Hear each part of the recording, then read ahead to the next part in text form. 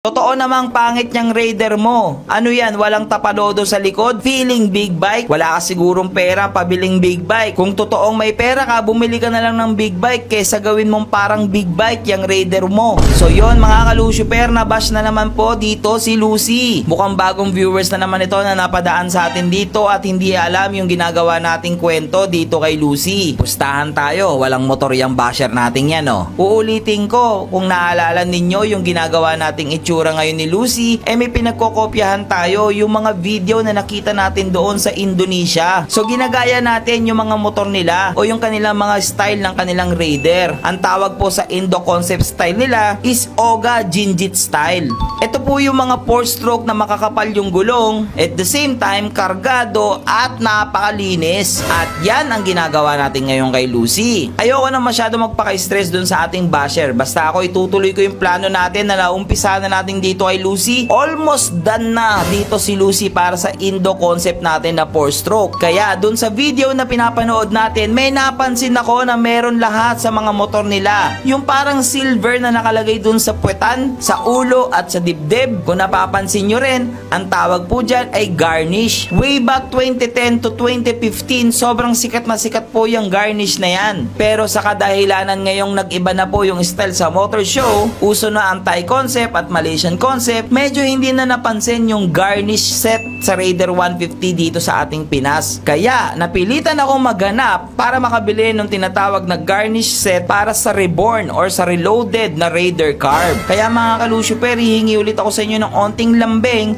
isang puso naman dyan kay Lucy ulit. At nang matapos na natin at makumpleto na natin yung pinaka build or pinaka itsura ng isang Indo concept Raider 150. So mga kalusyuper natin, kasi dun sa mga video na napanood ko, sabi ko nga sa inyo na obsessed na ako sa mga Indo na yan So bumili tayo nito.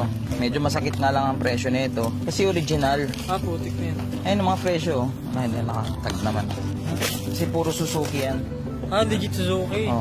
1.7, 1.5, tsaka 1.6. Magkano na yan? Siguro mga 5,000 to lahat. Tapos puro original yan, SGP. May kalumaan na nga Yung stock kong para.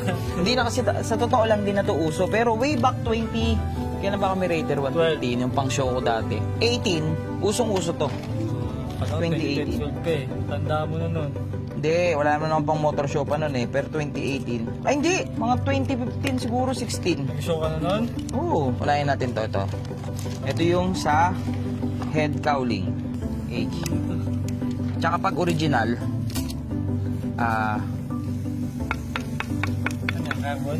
Ikaw kung wala kang sasabing matino, wag ka na magsalita Hindi kasi, pag kinakatote mo carbon. Hindi ko alam kung anong kinakaya mo. Bago natin i-testing, pakita mo muna sila ng montage ni Lucy bago wala. Kasi mag-iiba itsura nila ng simple lang na mga to. Mag-iiba.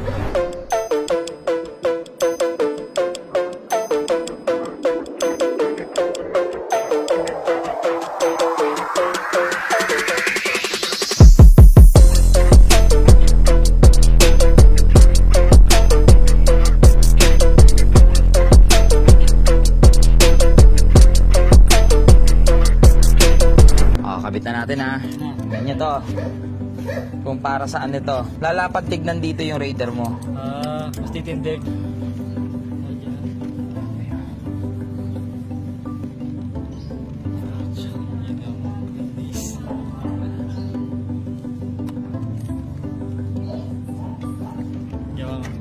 Boy, ano? Parang may panga, di ba? Angas gaga. May ano tawag yun, may hasang. Ang tawag dyan, garnish. Garnish. Nag-iba agad yung itsura mo, di ba?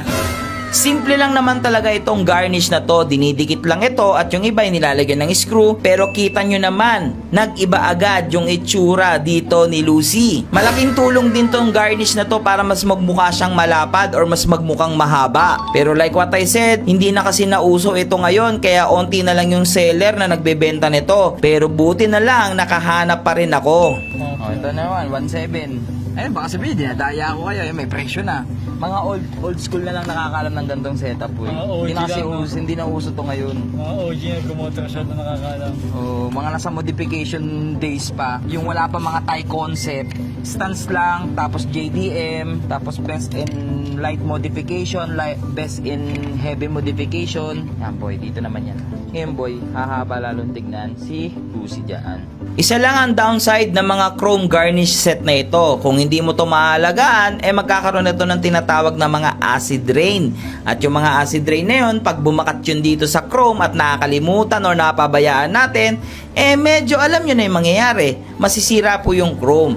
Pero matibay naman po yung mga chrome na yan dahil po SGP yan or Suzuki Genuine Parts. So hindi rin yan basta-basta masisira. At ang pinakamaganda dyan dahil genuine parts yan, fit na fit yan sa mga genuine na fairings natin. May mga ibang brand na lumabas nito sa online tindahan natin na available, pero yun nga lang, mga aftermarket yun at medyo malalambot at madaling maputol at madaling masira. Kaya mas pinili ko na po itong Suzuki Genuine Parts or SGP na mga garnish set. So dito pa lang talagang nakikita ko na yung pinagbago agad ng itsura dito ni Lucy, kaya kung napansin nyo rin yung pagbabago niya, baka isa namang puso dyan. At talagang tapos na si Lucy at ready na ito for rides. Kaya mga kalusyoper, sa mga gusto ng rides na inalok ko sa inyo last video, tara na, comment nyo na. O, para ma-appreciate din nila, tapos papusuan ako kung bagay ba.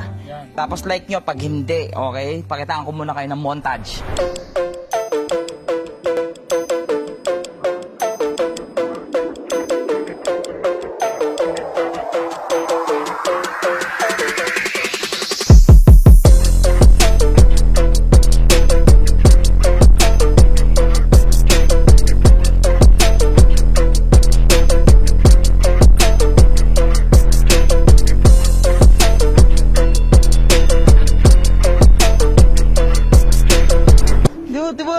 Sa mga old school Raider setup, kayo makaka-relate nito. Yung mga bata ngayon, hindi kayo makaka-relate dito. Anyway, churo. Sige nga, testing natin, pandarin ko nga. Pwede ko doon.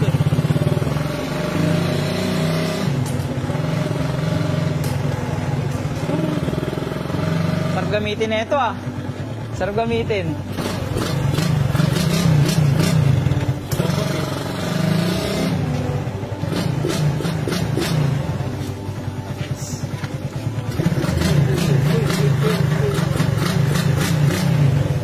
Yan. Stuck pa yung pipe? Oo. Pwede mo ba pambiyahe open pipe? Hindi. Sa Cavite ka, hindi nahuli ka. Pala, bakit pa sa Bacoor yun? So mga Lucifer, pusuan nyo naman si Lucy. Yeah. Kasi kumpare natin, nandun lang, nagpapahinga lang. Kasi sablay mga pyesa natin, pero antayin nyo lang guys. Kaya hanggang dito na lang muna itong video to.